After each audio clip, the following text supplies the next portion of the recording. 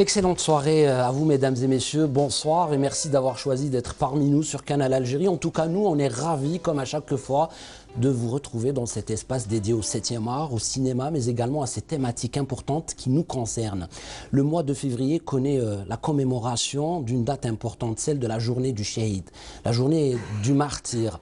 C'est cette date qui renvoie aussi au sacrifice ultime de ces femmes et de ces hommes pour la liberté et pour l'indépendance. Cette semaine seulement, nous avons perdu une militante anticolonialiste. Il s'agit de cette dame courageuse, Josette Audin, l'épouse de Maurice Audin, qui a consacré plus de 61 ans de sa vie au combat, bien sûr, pour la vérité, pour la liberté des hommes. Donc vous l'avez bien compris, ce mois-ci sera consacré à cet hommage qu'on va rendre dans Ciné Thématique aux martyrs de la Révolution. Bienvenue dans votre émission Ciné Thématique. Elle est signée bien évidemment par le réalisateur Nabil Tribesh et le staff du Studio 7. Marhaba bikoum.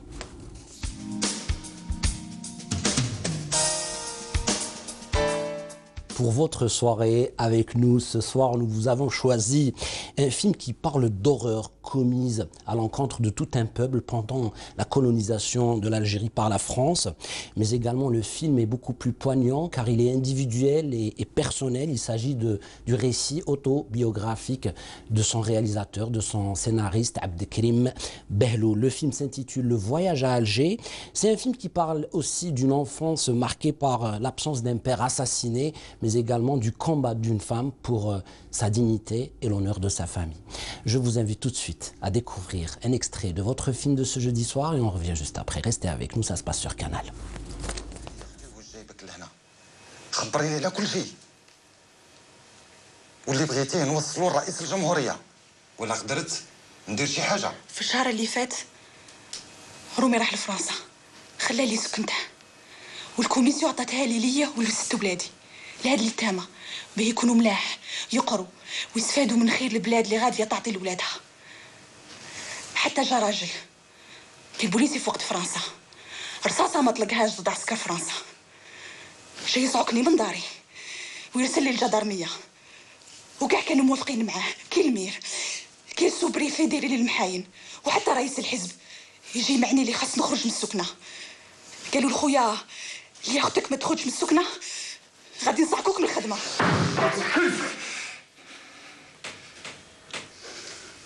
اسمحي لي اختي على هذه الزعفه.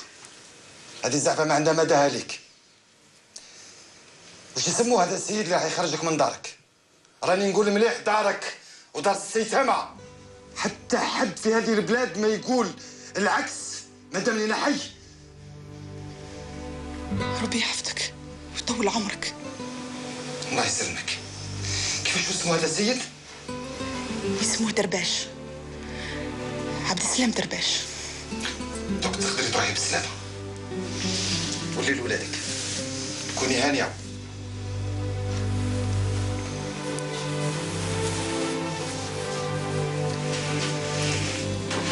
ناهدك اختي باللي فرات.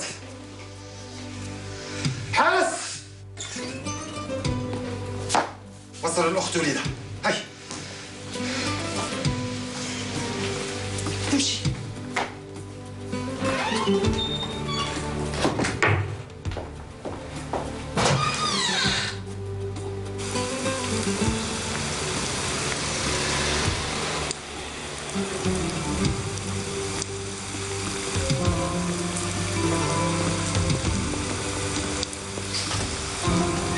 الله يحفظك ويطول لك عمرك، ربي ينصرك.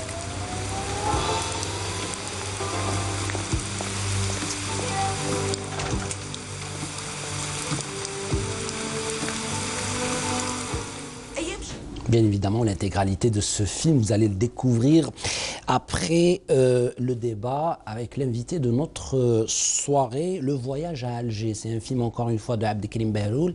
Il a été réalisé en 2009 et nous allons retrouver dans ce long métrage de plus d'une heure et demie Samia Meziane, Sami Aheda, Benyamina Behloul, Razeli Hedda, Sofia Koninef, bien sûr Laurent Roth et également d'autres comédiens talentueux du cinéma algérien. Ce soir, on est content content. Ce soir, on est heureux d'accueillir notre invitée, une femme passionnée de cinéma, mais également c'est une fervente défenseuse de l'art et de la culture en Algérie. Elle s'appelle Samia Meziane et elle a accepté l'invitation de Ciné Thématique. On la reçoit juste après ça.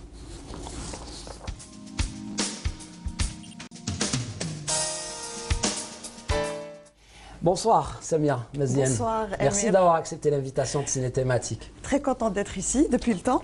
Ah bah oui, hein, ça fait très longtemps qu'on parlait de votre éventuelle invitation et ça s'est concrétisé après 3 ans je crois, et tant mieux. C'est jamais trop tard pour bien faire, comme on dit. Là, il n'est jamais trop tard pour bien faire, pour être dans la correction du terme. En réalité, on est ravis d'accueillir des femmes sur le plateau, car elles se font rares dans ces thématiques. Je ne sais pas si vous regardez l'émission, mais on a beaucoup plus l'habitude de recevoir des hommes. Et ça me donne l'occasion de vous poser cette question qui concerne justement votre métier dans le cinéma ou dans la télévision ou dans l'art en général. Quel est le regard que vous portez sur l'évolution de la femme dans ce domaine, notamment dans la réalisation, la production? C'est des métiers qui sont quand même prisés que par les hommes. Prisés par les hommes, mais les femmes réussissent quand même à faire leur petite place. Hein. Oui. Maintenant, il y a des réalisatrices, il y a même des directrices photo. Bon, les comédiennes notamment, bien sûr, mais je pense que les femmes essaient quand même de se faire une place dans ce métier, dans ces différents métiers du cinéma. Effectivement. Et tant mieux d'ailleurs, bien sûr. Effectivement. Et c'est pour ça qu'on est encore une fois heureux de vous recevoir pour le film, bien sûr, Le Voyage à Alger, qu'on a diffusé, je crois, 2 années de cela. Ça passe très vite. Mais à notre sens, c'est un film qui mérite d'être encore une fois diffusé à la télé. Oui. Il est poignant et bien évidemment, je l'expliquais tout à l'heure dans mon introduction, c'est un hommage à tous nos martyrs, car le mois de février est connu pour être le mois des chouhada et des martyrs. Samia, quand on est...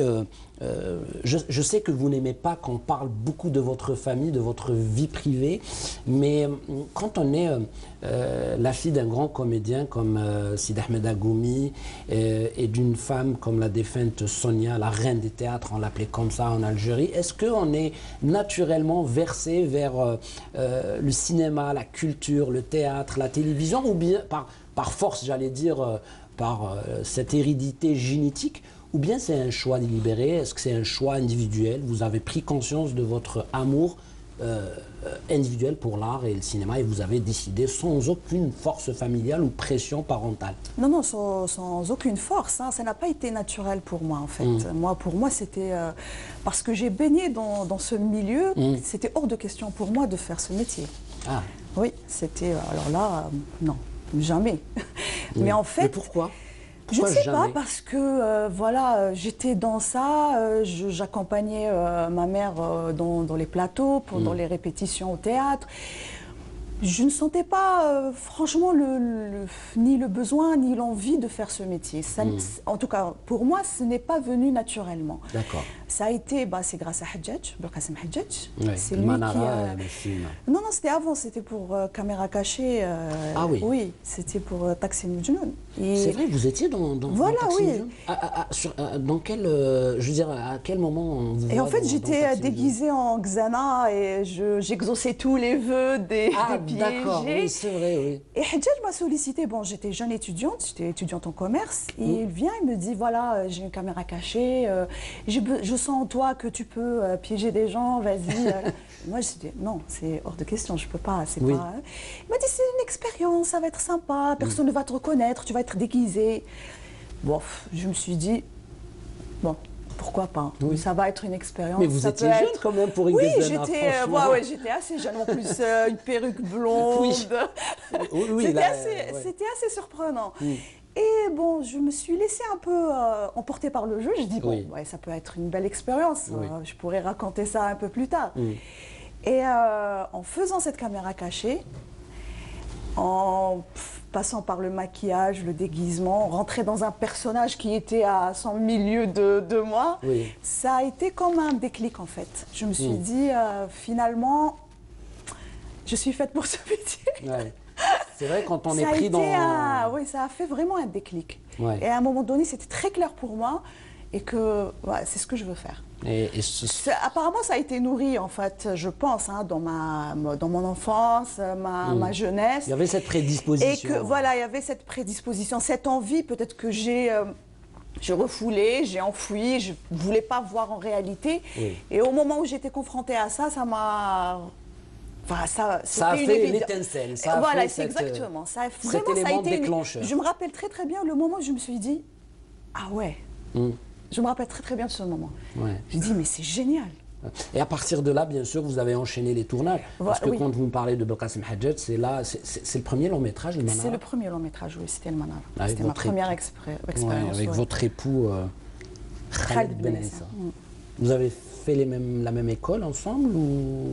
Non, vous êtes connus sur le plateau de Manara. Sur le plateau de Manara. Lui, il était architecte, il était étudiant en architecture à l'époque. Il était encore étudiant. Ouais. Et on le salue ce soir car il nous regarde et on lui passe bien sûr le bonjour car il s'agit aussi d'un comédien assez particulier qui s'est démarqué dernièrement dans d'innombrables participations dans des films comme celui de Louharani et Manara aussi qui reste aussi un film référence en Algérie qui parle de terrorisme et c'est un film courageux. Il y a une autre question, people qui s'impose ce soir, je ne sais pas pourquoi je dis ça. Parce que j'ai envie de profiter de votre présence. Pourquoi une question people?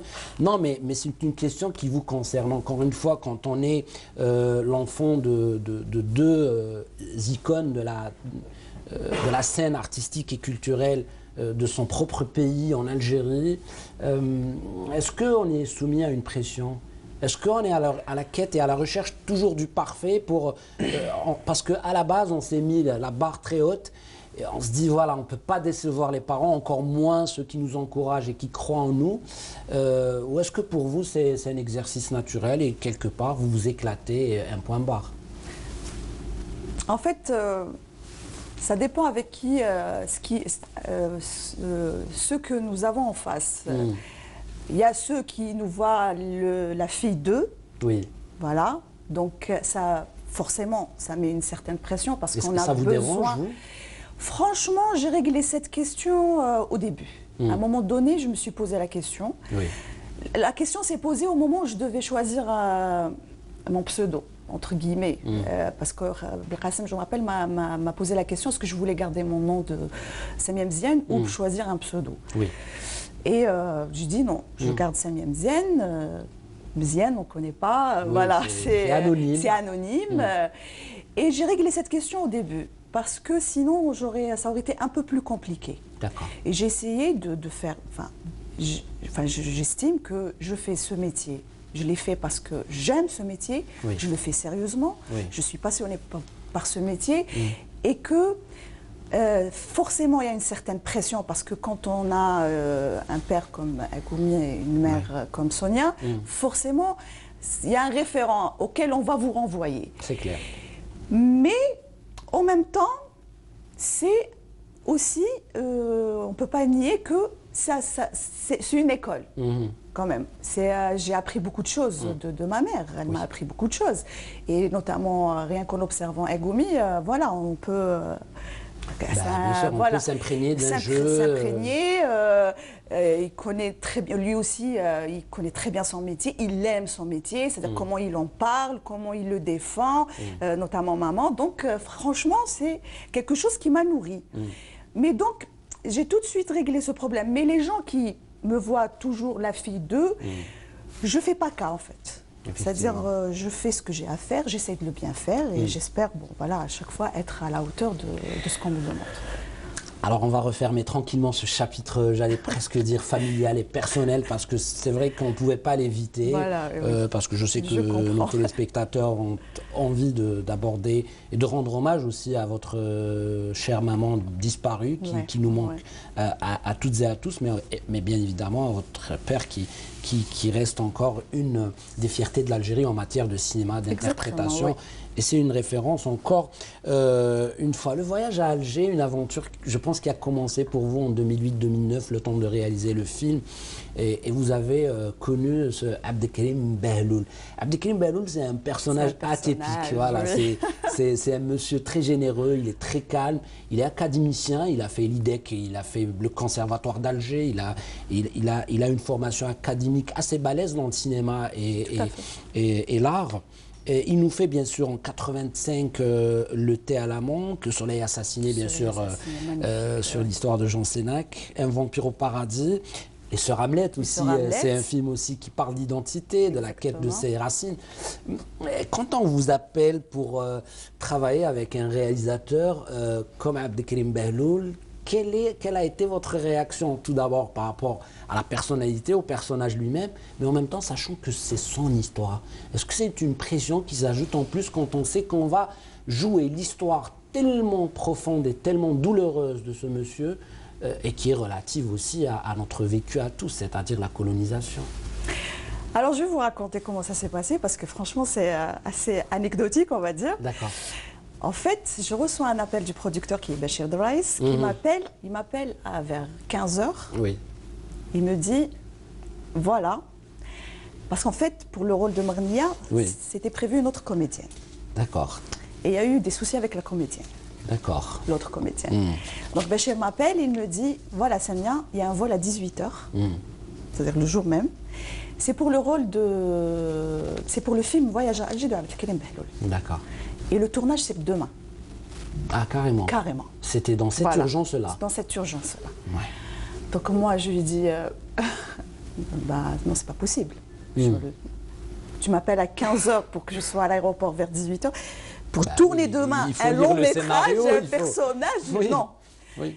Donc je raccroche, je lui dis, non, c'est pas vrai. Il me dit, je te donne une demi-heure pour réfléchir. D'accord. Réfléchir. Ouais. Et donc il y avait Khaled avec moi. Donc je lui dis, il y a Bachir qui m'appelle, il me dit, tout de suite. C'est assez, il me dit, c'est assez surprenant. C'est un long métrage. Je ne dis pas non. En fait, c'est grâce à Khaled. Hein, parce que franchement, moi, ça m'a un peu effrayée. Je dis, non, je ne peux pas.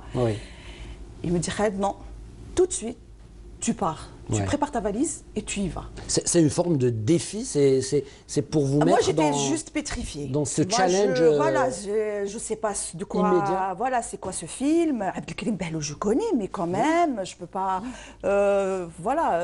Commencer à jouer un personnage dont je connais rien. Et donc, je vais à l'aéroport, je fais Oran, Saïda la nuit. Et 7 h du matin, donc on me donne juste à lire vite fait. Donc je lis, je ne lis pas tout, on me raconte l'histoire. Bachir, dans l'avion, me raconte l'histoire. Je dis, mais c'est magnifique cette histoire. 7 h du matin, donc je suis dans la voiture pour aller sur le plateau et je suis avec la maquilleuse et on papote. Et là, j'apprends. Donc elle raconte normalement, j'apprends que le personnage, et en fait c'est la mère du réalisateur. Et juste, je dis non, mais c'est sa mère. Elle me dit oui, tu le sais pas. Je dis non. Et en fait, c'est sur... à quelques heures du tournage, j'ai su que c'était sa mère. Et bon, ce premier jour, j'étais juste pétrifiée, quoi. C'était... Mais voilà. Il a su tout de suite me mettre à l'aise par rapport à ça. Il m'a dit, ma mère, elle n'est pas connue. Elle est pas... Je ne te demande pas de jouer ma mère. Mais juste, voilà l'histoire et propose-moi, toi, en tant que comédienne, donne vie à ce personnage. Je ne pense pas que c'est un personnage qui a existé et que c'était ma mère. Voilà. Alors pour vous, c'est assez, encore une fois, surprenant parce que dans l'urgence, vous faites cette participation capitale parce que vous interprétez le premier rôle.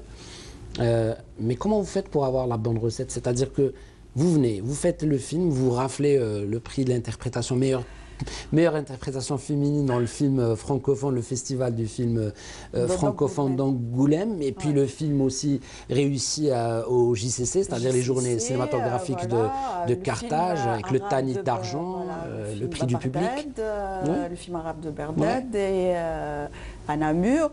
Et en fait, c'est l'histoire, c'est le personnage, c'est un personnage extraordinaire.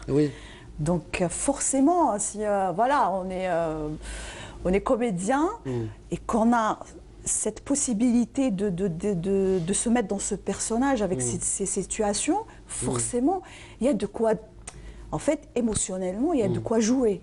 On a de la matière pour exprimer des choses. Parce que c'est riche, parce que c'est complexe, c'est un vrai personnage. Oui. Et l'histoire, elle est super bien écrite, donc le scénario est extraordinaire. Oui.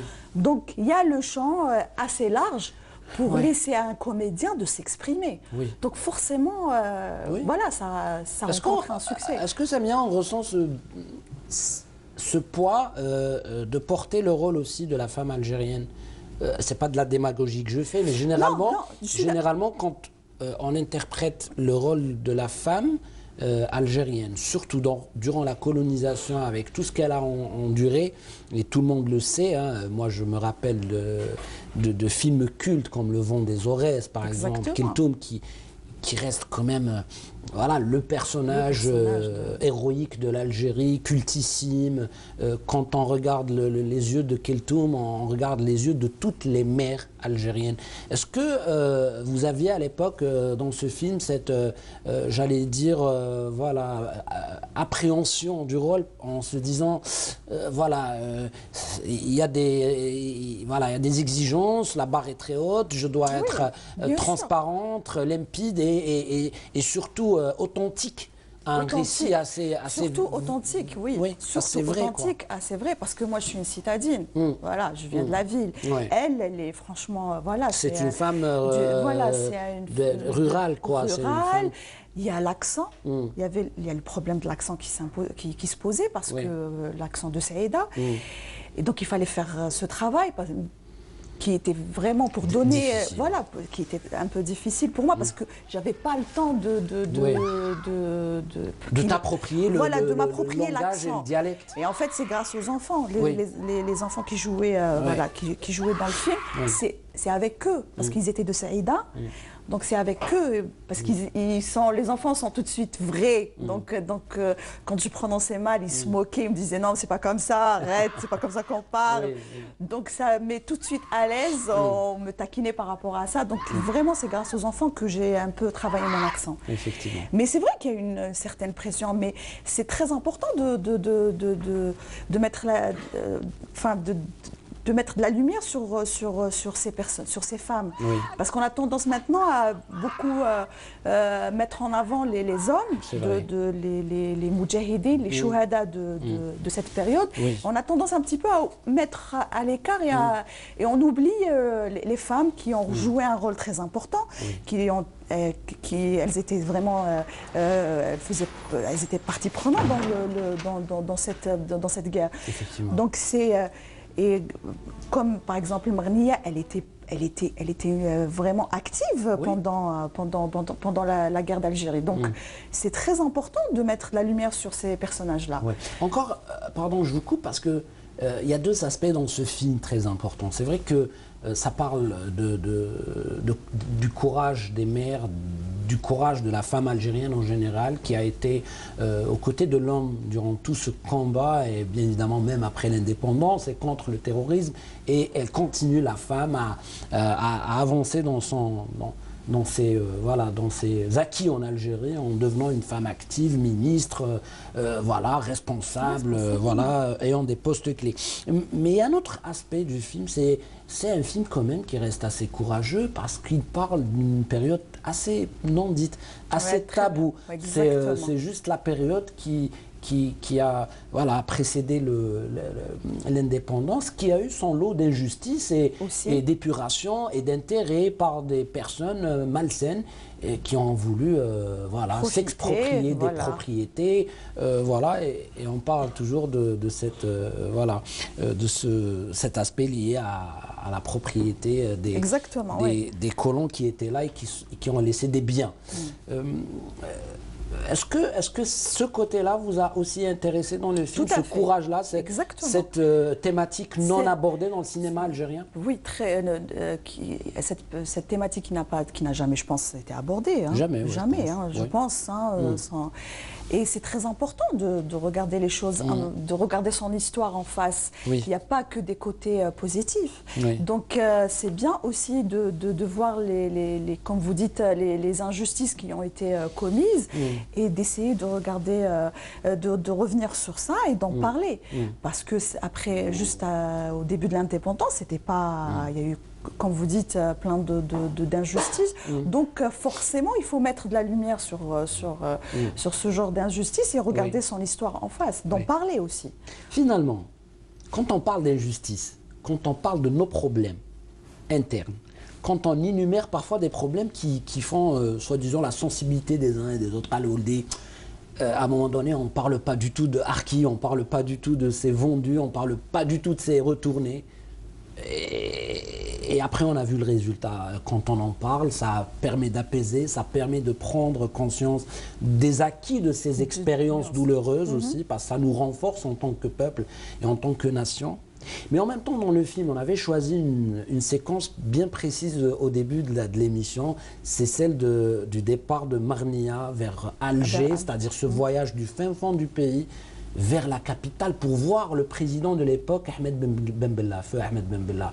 Et on voit cette scène d'échange de répliques entre feu Houari Boumdine, qui était lors de cette période ministre de la Défense, et Marnia, cette femme veuve avec ses enfants, qui vient lui exposer un problème. Mais finalement, ce qui est à retenir, c'est ce geste d'abord de citoyenneté incroyable, c'est-à-dire... C'est incroyable. Oui. Tout à fait. Et aussi croire en cette République et en cette nouvelle République qui croit en la justice des uns et des autres et la justice du peuple, quoi. Oui, mais ce qui a poussé Marnia à aller voir le président, c'est que pour elle, c'est fini, la colonisation, on est en indépendance. Oui. Donc, à aucun moment elle pensait subir une injustice de la part de ses siens, donc des gens des Algériens, donc elle a vécu une injustice pendant la colonisation, et pour elle c'est elle va essayer d'élever ses enfants. Elle a eu la chance d'avoir cette maison, donc d'essayer de s'occuper de ses enfants, et voilà que elle va subir une autre injustice. C'est cette rage qui l'a poussée à partir, parce qu'elle y croyait en fait. Oui.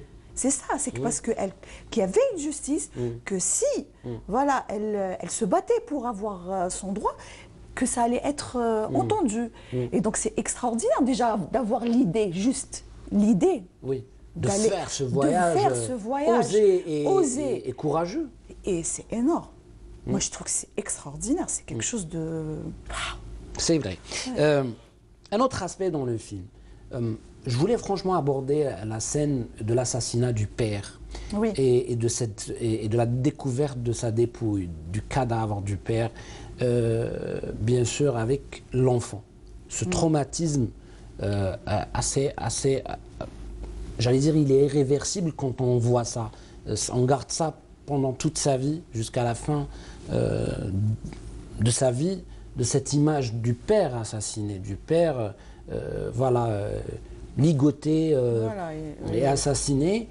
Et cette scène-là, avec votre venue en courant pour découvrir et pour crier, je pense que c'est l'une c'est le climax du film, j'aurais presque dit, même si c'est le début du film. Mais cette scène, qu'est-ce qu'elle représente pour vous? C'est-à-dire, quand vous l'avez jouée, je sais que dans l'urgence, encore une fois, de l'interprétation du rôle, personnellement, est-ce qu'on ressent réellement la chose quand on est même sur un tournage d'un film ou... En fait, non, on ne ressent pas.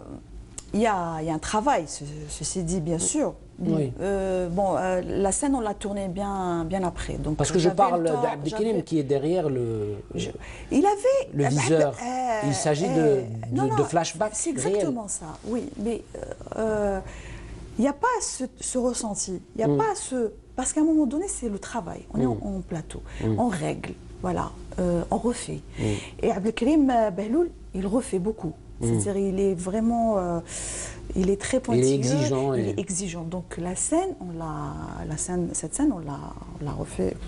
On l'a refaite plusieurs fois. D'accord. C'est qu'à un moment donné, voilà, ça devient, j'allais dire presque mécanique, oui, mais à un moment donné, voilà, ça, on comprend la scène.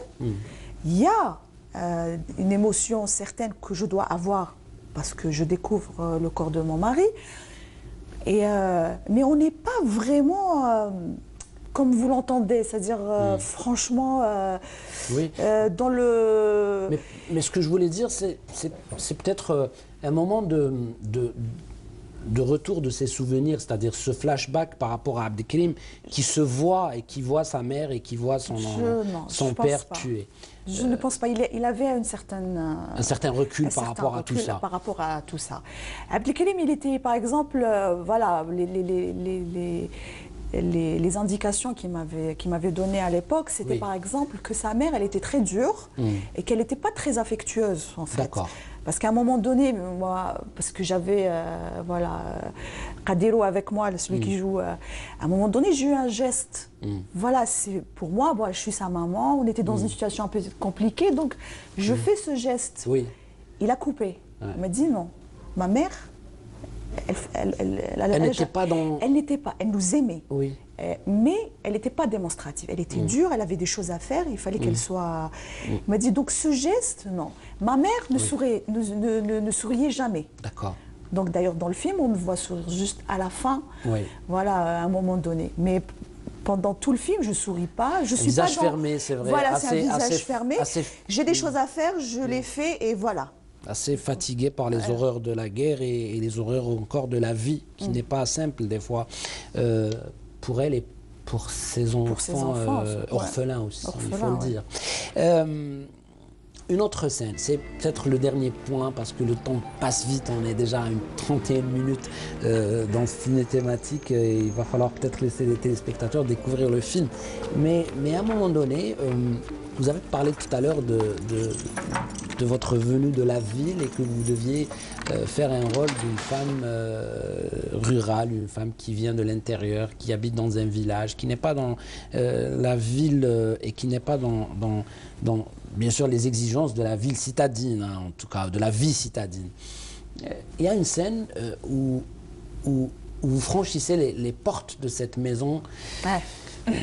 Voilà, cette maison presque magique pour vous parce qu'il y a de l'espace, il y a toutes les commodités, etc.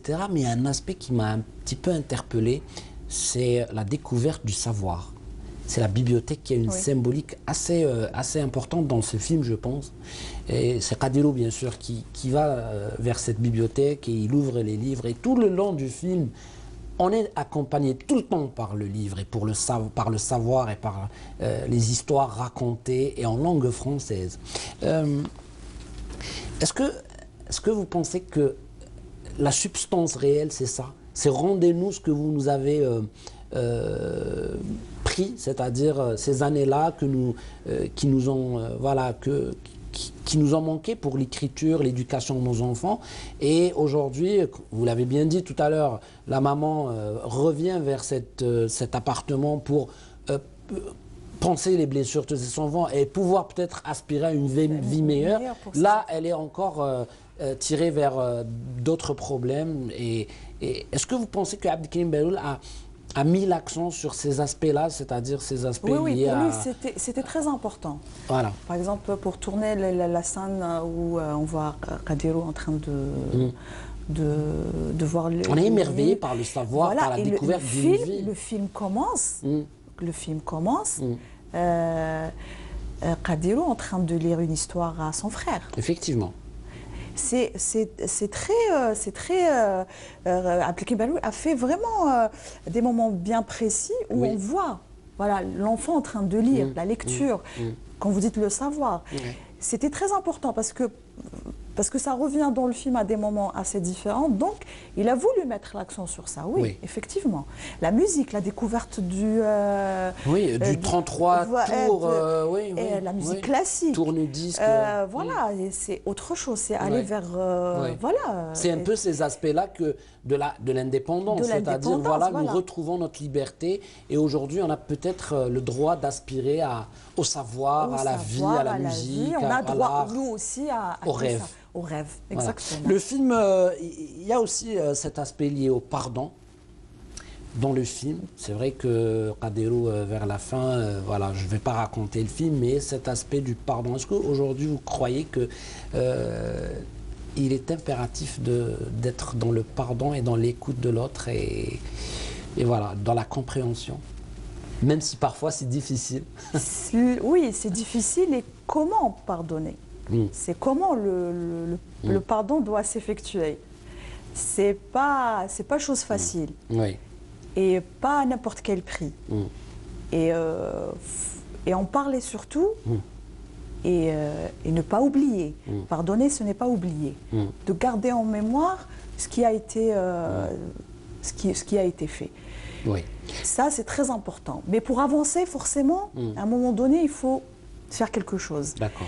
Mais ne pas oublier, c'est impératif. C'est important pour vous. C'est important. Le comédien Roth, dans le film, interprète le rôle de celui qui vous a offert les clés de la maison. Ménard, Monsieur Ménard. Monsieur Ménard. Voilà.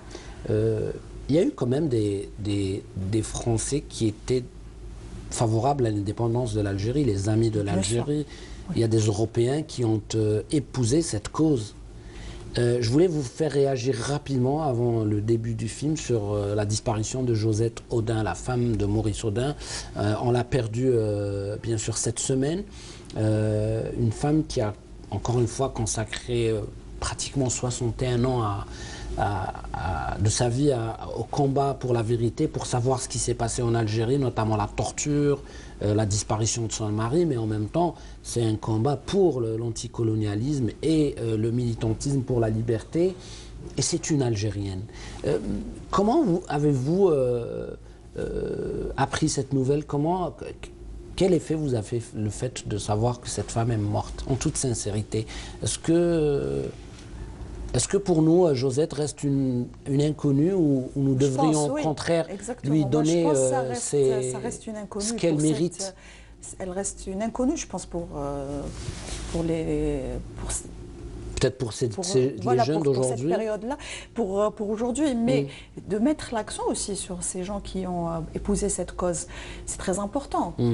Qu'il y avait des Français qui se sont battus, des Européens qui se sont battus pour cette cause parce qu'elle était juste. Oui. Parce qu'elle était juste. C'est ça. Et que, voilà, ils se sont investis dans ce